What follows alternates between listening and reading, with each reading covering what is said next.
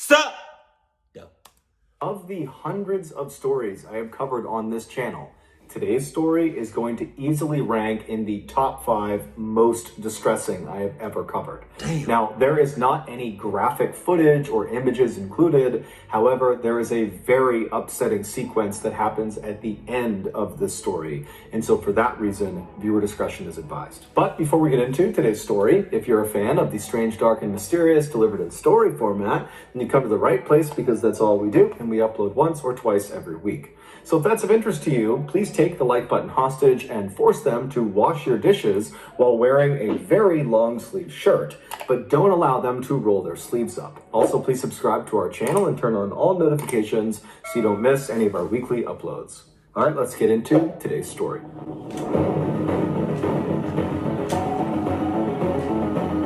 Dice roll. Dice roll. Well deserved.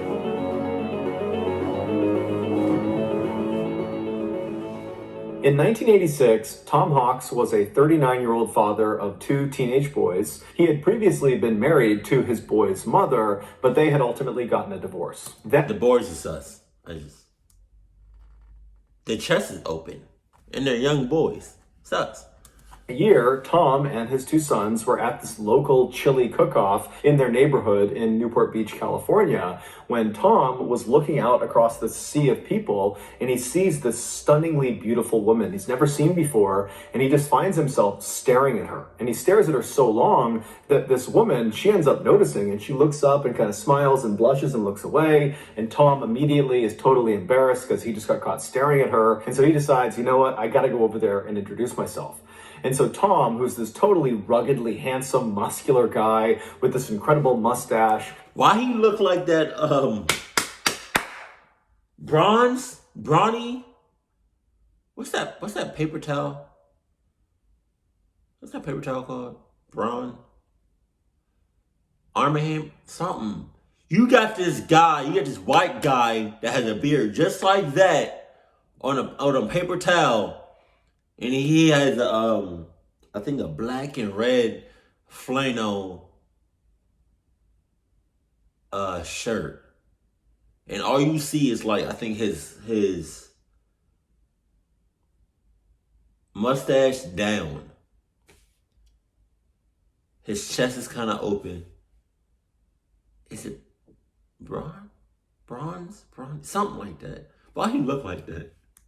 He strides across the lawn and he walks up to this woman and he introduces himself, and she is all smiles and she says her name is Jackie and she's 29 years old and she's single. And from that point onward, those two completely hit it off. They fell madly in love, and just a few years later in 1989, they got married in front of 150 of their closest friends and family. And then after the wedding, Jackie moved in with Tom and his 2 boys. And even though the boys' mother was still alive, they began calling Jackie Mom, because Jackie not only lived with them, but also because she was so devoted to them, and she just was such a loving and kind person that it just made sense to do that. Also, Jackie, when she was 22 years old, she had gotten into this horrific motorcycle accident, and the internal damage that accident had done to her had left her unable to have kids of her own, something she had always wanted to do.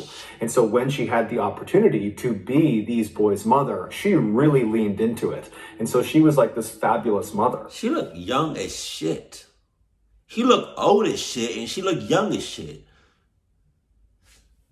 So over the years, Tom and Jackie raised their 2 sons, and then in 2002, when the boys were all grown up, they left the house. Now, this was a sad moment for Tom and Jackie to suddenly be empty nesters. I mean, so much of their identity was wrapped up in being parents, and they were very close with their sons. But at the same time, they knew this day was coming, and they had actually been preparing for it for several years. They had been putting money aside every single year to prepare for when their sons left, because they wanted to time it so they could retire at the same time. And their idea of retirement was to go buy a yacht and just live on the yacht and sail up and down the California and Mexican coastline. Now, neither Jackie nor Tom were wealthy at all. However, they were very good at saving money, and they were very disciplined, and they could live frugally. And so over the past couple of years, they really had saved virtually every penny so they could afford to buy this yacht. And so finally in 2002, when their sons do actually leave, Tom and Jackie, they sell their house in Newport Beach, California. And between the proceeds from the sale of their house and all this money they had set aside, they had enough to purchase this kind of beat up old small yacht.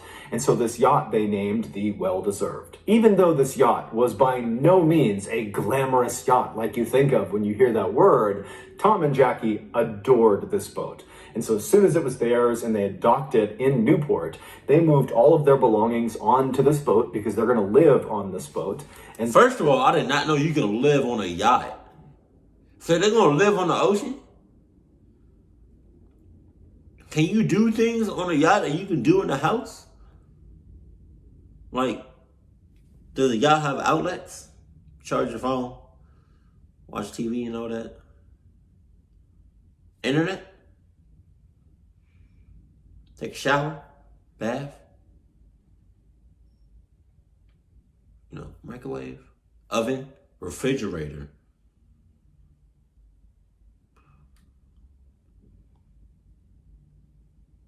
I've never thought about living on a yacht. What do you fill up? Does it take gas? I don't know what can you not do on a yacht that you can do in the house? Because if you can do everything on a yacht that you can do in a house, then shit, go. I say go for it. Go all in. But I don't know about living on no yacht, though. I've never even been on a yacht before. And they began meticulously cleaning it and organizing it and upgrading it everywhere they could within their limited budget. And by the summer of that year, this boat was beautiful, both on the outside and the inside. It was very cozy and very clearly had the touch of Tom and Jackie. It was a home. Wow. And so for the next 2 years, Tom and Jackie, they lived the dream. They took that yacht and just sailed up and down the coast of California and Mexico, and they would watch these beautiful sunsets, and they would catch fresh fish, and they would drink cocktails together. I mean, they were really enjoying their retirement. Then, in 2004, they got some unexpected news. One of their sons told them that he was now expecting to be a father. And so this baby was going to be the first grandchild of Tom and Jackie, and they were so excited. Especially Jackie, because remember, she wasn't able to have kids of her own, and she just loved the idea of getting to be motherly again, and the idea of getting to hold this precious little baby. And so even though Tom and Jackie were absolutely loving living out on this yacht, they decided that the time was right to actually sell the yacht and then take the proceeds from the sale of the yacht and buy a house on land to be closer to their son and this grandbaby. So in November of that year, the Hawks place an ad in this fishing magazine for the sale of their yacht. They were asking for about $500,000. And very quickly after this ad went live, this young couple who had saved up some cash, they offered to buy it. Tom and Jackie were totally thrilled, and they called their two sons to tell them the good news that they had this buyer and that in the next couple of days the sale would be finalized and then they would be in touch. And so the sons, they're expecting to get a phone call from Tom and Jackie any day. But a couple of days goes by and they haven't heard from them. And so the sons begin calling their parents, and their parents aren't picking up their phone. Now, Tom and Jackie were not the type to go any amount of time without being in touch with their family. And so this was very uncharacteristic. And so when Tom's brother... It's the new couple. The new couple did that shit. The new couple clucked them up, I think. Him, who was a retired police chief, when he heard about this sudden silence, he just got in his car and drove to Newport Beach, California to see if maybe they had not finalized the sale of the yacht and maybe the couple was still on the yacht and he could go check in with them and make sure everything was okay. And so Jim, along with a friend of his, they arrive in Newport Beach, they make their way to the dock where the yacht was being held, and they go down to the floating section of the dock and they walk right up alongside the Well-Deserved, and just from where they're standing, it does not seem like anyone is on the yacht. However, as they're standing there just kind of looking at this yacht right in front of them, Jim notices a couple of oddities. He sees there are lines hanging over the side of the boat that should have been stowed. And Tom was known for being incredibly meticulous and orderly. I mean, that yacht was spick and span always. And so he would not have left these lines draped over the edge of the boat unless he was on board, and he wasn't. And so Jim's also looking around and he sees there are a couple of tarps that go over some of the control panels that had been taken off, but then not put back on the control panels. And so again, that's not something Tom or Jackie would have done. And then there's also some dirty towels kind of hanging out of one of the portholes. And so overall, the impression Jim and this friend got was, I guess they must have finalized the sale of this yacht, because clearly the new owners of this boat, they're the ones that are in possession of it, and they're the reason it's sloppy, because Tom and Jackie, they never would leave the boat in this condition. And so Jim pulls out his own business card and he writes a note on it that he's looking to speak with the new owners of this boat because his brother and his brother's wife had sold this boat to them, but now they're missing. And so please give me a call back. And so Jim and his friend, they leave the boat, they leave the dock, and they begin to leave the area when Jim's cell phone rings. And he picks it up, and it's this 21-year-old woman named Jennifer De Leon. And so she tells Jim that she got his business card on her yacht, and that yes, she and her husband had recently purchased this yacht from the Hawks. But like Jim, they were having a hard time getting in touch with the Hawks as well, because after acquiring their boat, Jennifer said she and her husband realized there were a couple of controls on the boat that they didn't know how to use. And so they needed to talk to Tom and Jackie to explain how to use them. Also, Jennifer said she had found some personal belongings that belonged to Tom and Jackie that were stuffed in a couple of drawers that just got left behind. And so she wanted to return that property to them as well. But she's telling Jim, I'm trying to get in touch with them and I can't get in touch with them. And so Jim asked Jennifer, when was the last time you or your husband saw Tom or Jackie?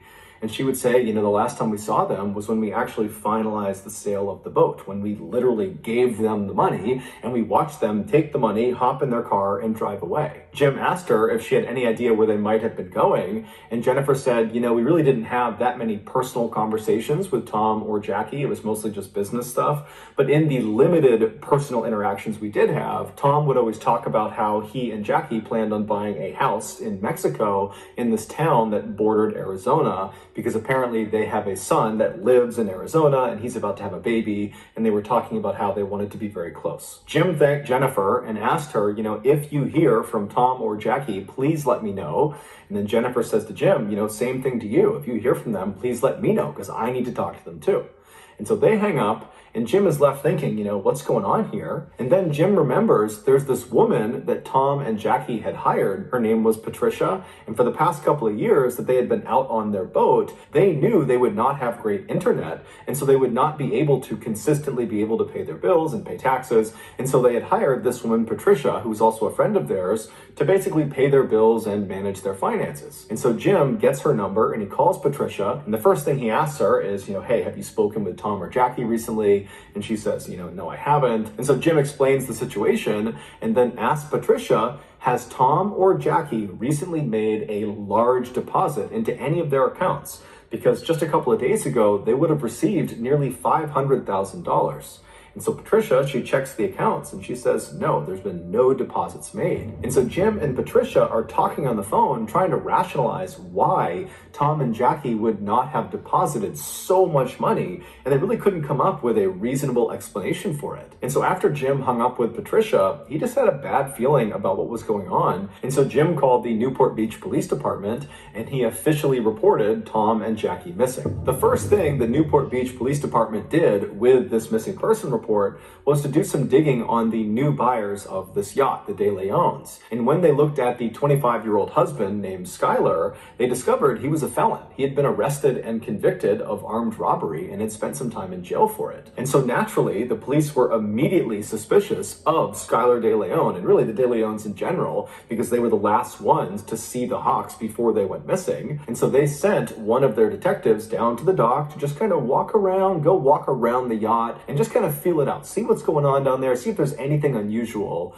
And so this detective goes down to the dock, they walk onto the floating section of the dock, and they walk right up alongside the well-deserved. And from the looks of it, it doesn't appear that anybody's on board. And as this detective is kind of looking in the window and just kind of looking around, they think they see what looks like a bloody handprint inside the boat. And so that would end up being enough to get a search warrant, and before long that day, there were police swarming this boat, looking all over it. But it would turn out that was not a bloody handprint. It was actually just some rust, and there was nothing else of significance that was found on board this boat. And so the police are pretty frustrated because they really don't have any leads. And so they contact Skylar De Leon and they say, hey, you need to come into the police station and explain exactly what happened during your final interaction with the Hawks. And so Skylar comes to the police station, he's totally cooperative, and he explains to the detectives that, he saw this ad in this fishing magazine for a yacht. He contacted Tom Hawk and said, I'm interested. The two of them met up and then went out for a sea trial, which is basically a test drive, but for a boat. And during the sea trial, Skylar told Tom that he liked the boat and he wanted to go forward with the purchase.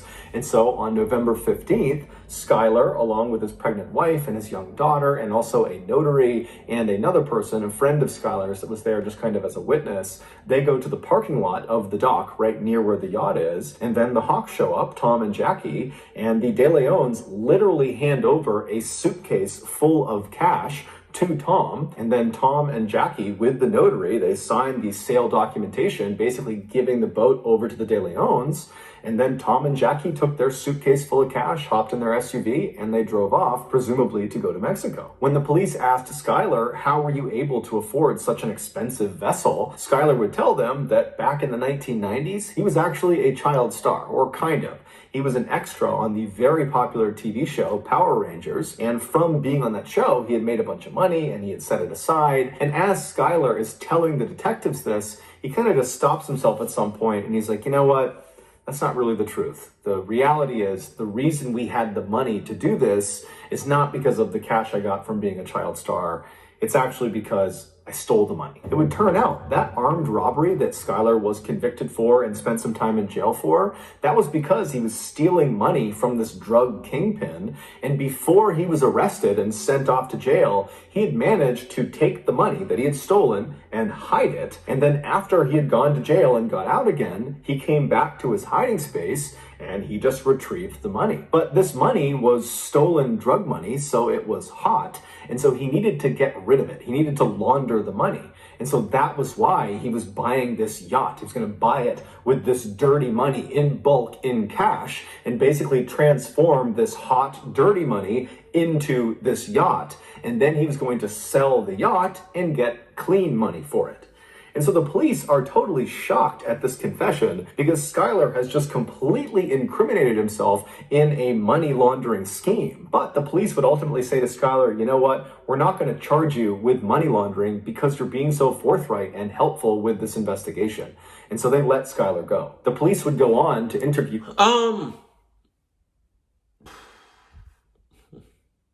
I wouldn't let him go like that though. I would not let him go like that.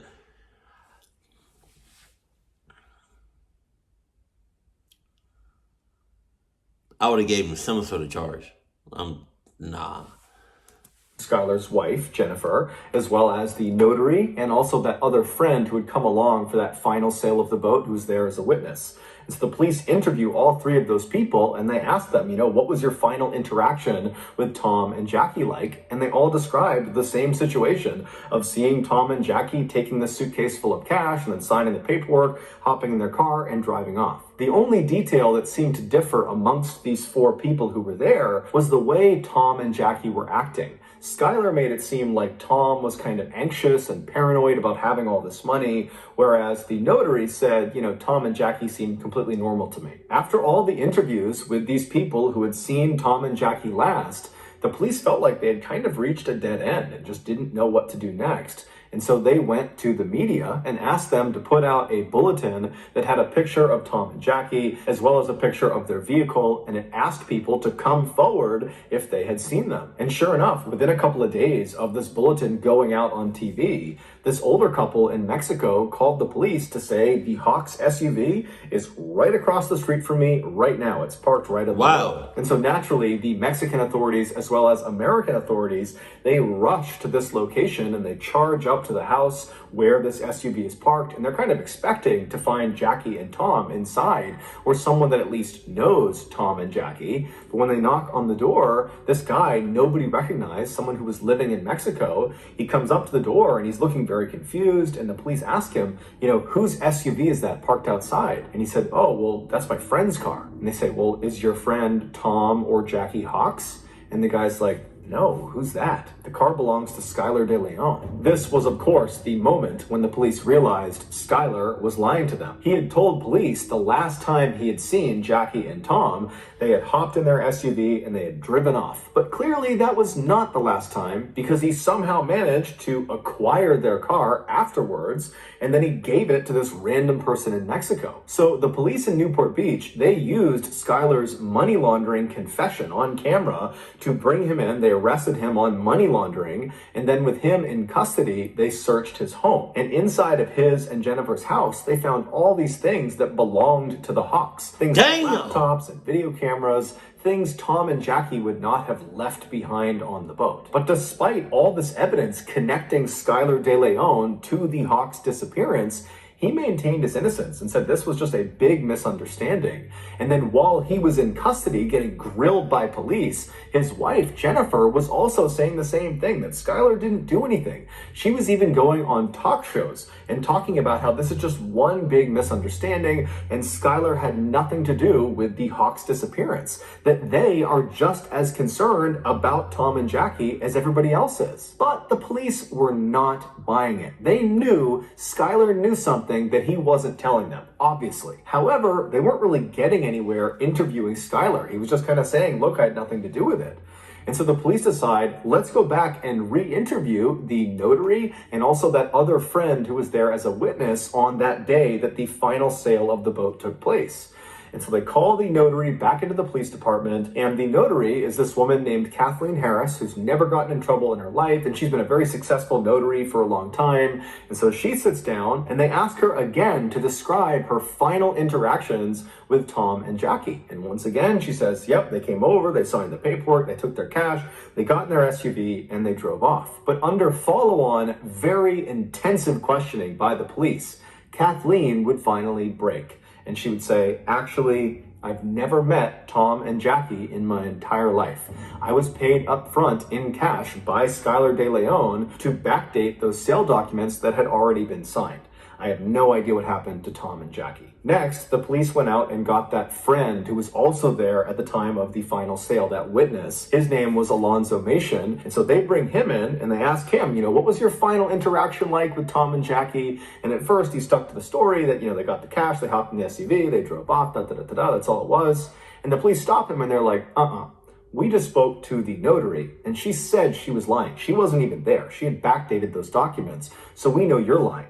And so as soon as Alonzo got caught red-handed, he began to clam up. It was pretty obvious he did not want to say anything else. And since the police really needed something to happen with this case, they said to Alonzo, we will make sure your sentence is heavily reduced if you tell us everything you know about what happened to Tom and Jackie.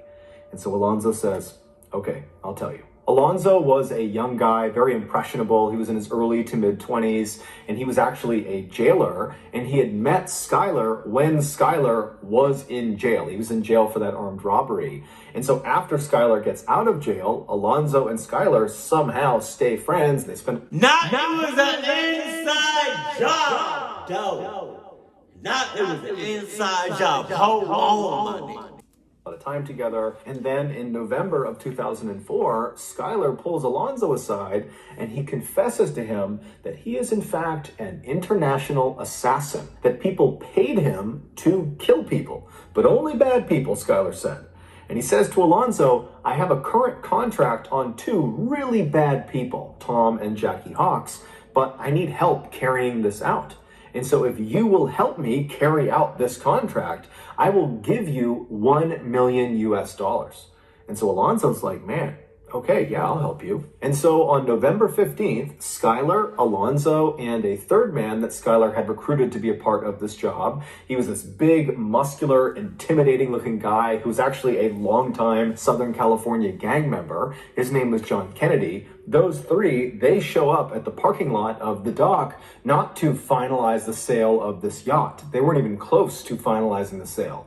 They were there to meet up with Tom and Jackie to do a sea trial, a test drive. But when Tom and Jackie arrive, Tom, who was a longtime probation officer and so was very used to being around felons and convicts, he immediately sized these three up and thought, bad news. And so when the two parties met each other in the parking lot, Skylar started to notice that Tom was definitely apprehensive about getting on a boat with them. In fact, Tom was talking about potentially rescheduling and that, today's not a good day. And Skylar's seeing, okay, they're clearly uneasy about getting on the boat with us. And so Skylar says, hey, Tom, Jackie, hold on a minute. I'm going to step aside and make a phone call. And so Skylar steps aside and he calls his wife, Jennifer, and she was not far away. And so just a couple of minutes later, Jennifer pulls into the parking lot carrying her little 1-year-old baby girl. Not the baby, bruh. Not the baby, not the baby. Not the baby, not the baby, not the... Come on. The baby looks so innocent, goddamn. Jesus, now she was in on it too. Jesus. And as soon as she walks over to this group, the dynamic completely changes. Jackie sees this baby and she immediately falls in love with it and she wants to hold the baby and she loves Jennifer. Jennifer's so sweet. And so Jackie seems very much at ease and Tom notices that. And so Tom begins to loosen up, and before long, Tom is saying to Skylar, you know what, guys? Today's fine. Let's do the sea trial. And so the group eventually begins to make their way onto the yacht, the well-deserved, to do the sea trial. And right as they're about to get on, Jennifer says, hey guys, I can't go on the sea trial. The baby's upset. I gotta go home. I'll see you guys when you get back. And at this point, Tom and Jackie, they've already committed to doing the sea trial. And so even if they were a little bit apprehensive going on this boat with just these three guys, they put their faith in the De Leons that this was on the up and up. So the two Hawks, along with these three men, they get on board the boat. She was definitely, Jennifer was definitely in cahoots. God damn. Begin heading out towards open water. And so Tom was piloting the boat. And at some point, when they were very far away from the dock and really any land in any direction, Skylar and John come up to Tom and they say, hey, we want to show you something down in the lower levels of the ship. And so Tom goes with them. They go downstairs into the bedroom. And while they're down there, Alonzo and Jackie were in the kitchen, which is right above the bedroom. And as they're standing there, Alonzo and Jackie suddenly hear this very loud commotion coming from the bedroom. Now, Alonzo knew what that was. It was Skylar and John attacking Tom. And so that was his cue. Alonzo leapt forward and he grabbed onto Jackie. And before Jackie could even figure out what was going on, he had thrown her to the ground, pulled her hands behind her back, and then he pulled out handcuffs that he had and he handcuffed her hands together. Sounds like Jackie's here, Alonzo's here, and then that's where Thomas Hawks, Skylar, and JFK are on the bottom.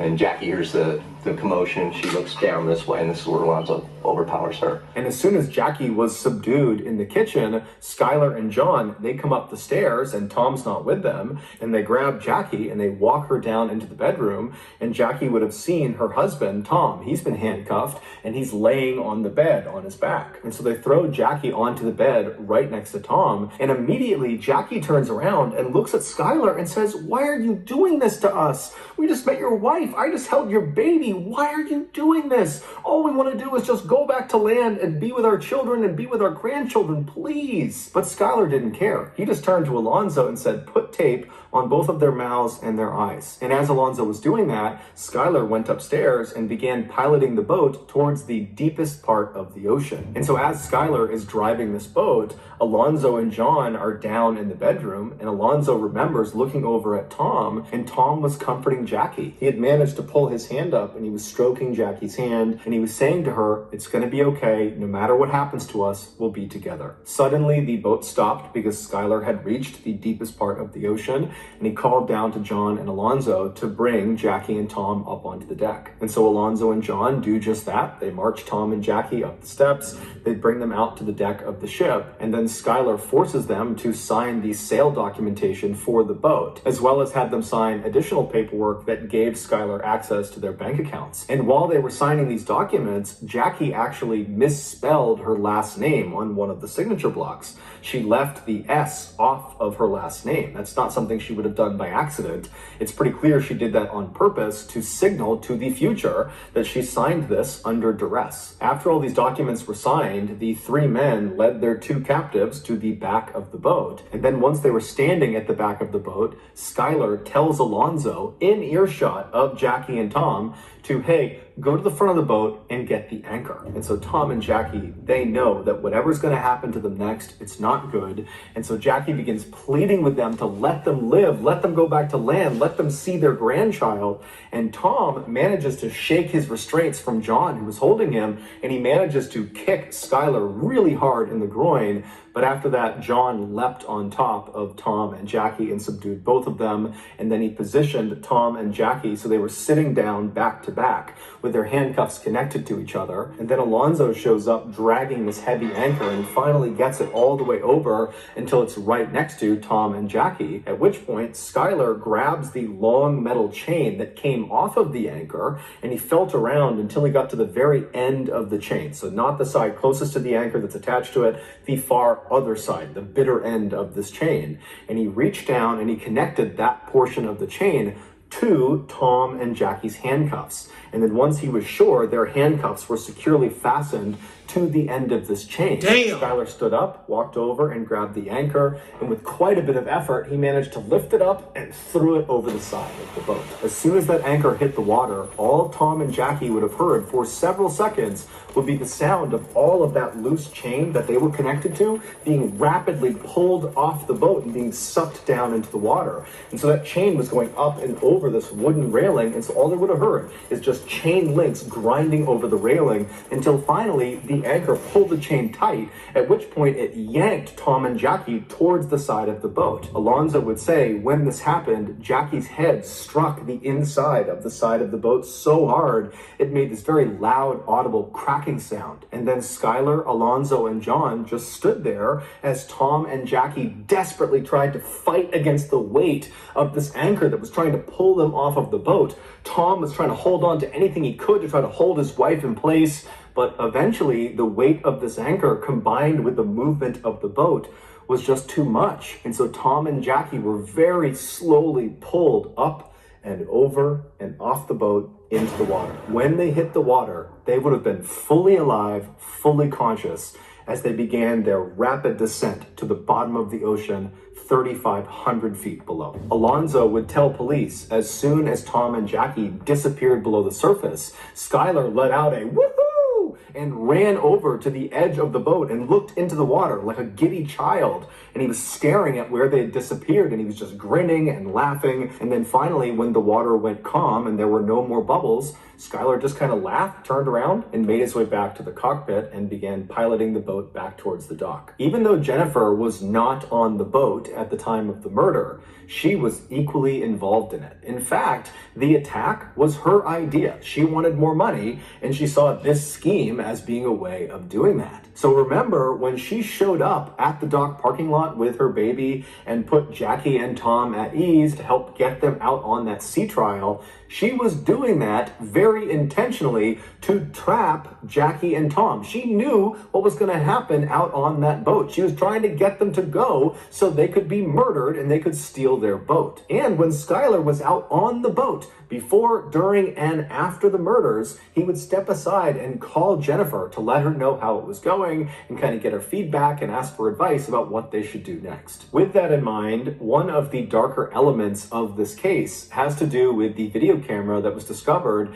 inside of Jennifer and Skylar's house. It was the Hawks video camera, and they had used it over the past couple of years to document their travels out on the ocean. And so when the police acquired this video camera, they played the tape that was inside of it. And at first, the tape shows Jackie filming the inside of the well-deserved yacht, and she's talking about how sad it was that this is probably one of the last times they'll be inside of this boat. But she and Tom are so happy because they found buyers who are going to take great care of this boat, and they're excited about the future, they're excited about their grandchild. And then suddenly, this footage of Jackie inside of the boat just totally cuts, and it jumps to Skylar and Jennifer at Thanksgiving dinner that year, playing with their daughter and just having this great time. Meaning, just days after Jennifer and Skylar murdered Tom and Jackie in the worst way imaginable, they took their camera and just began using it for their own lives, recording their own life over the memories of Tom and Jackie. Jennifer and Skylar truly didn't care at all about what they had just done. Alonzo would ultimately be sentenced to 20 years in prison. He would have gotten a much more severe sentence, but because he provided all of the details of what happened and he was promised a reduction in sentence, he was only given 20 years. Jennifer would be sentenced to life in prison without the possibility of parole, and John Kennedy and Skylar were sentenced to death.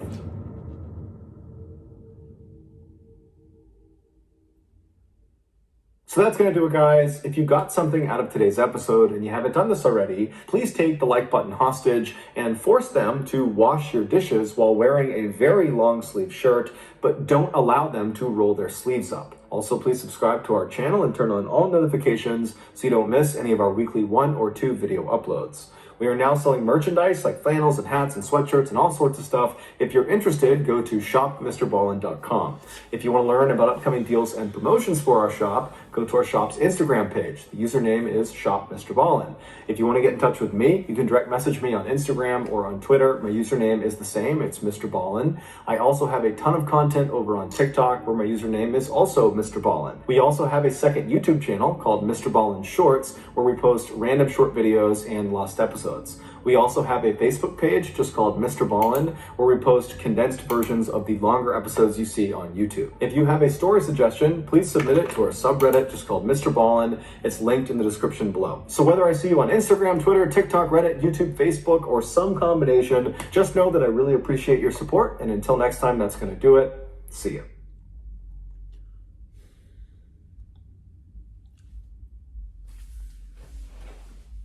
My heart is broken. My heart is like, I didn't cry, but like I'm almost, I got emotional.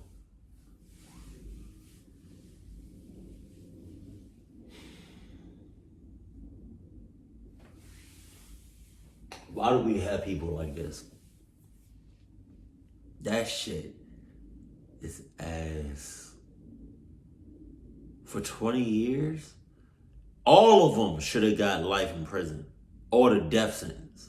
I know they did, some of them did, but all of them should have either stayed in prison, stayed in jail, or the death sentence. That one guy should have not got 20 years.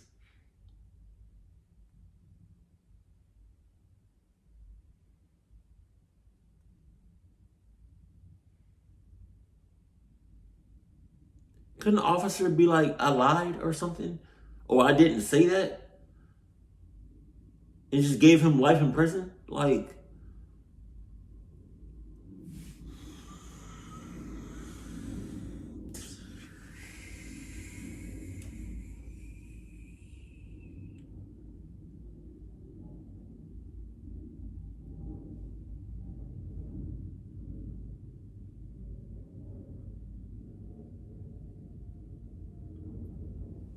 that's fucking ridiculous.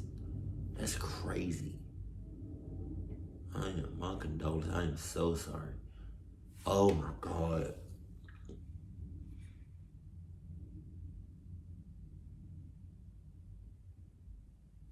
I can't even imagine what that feels like, being thrown overboard like that. And you have no way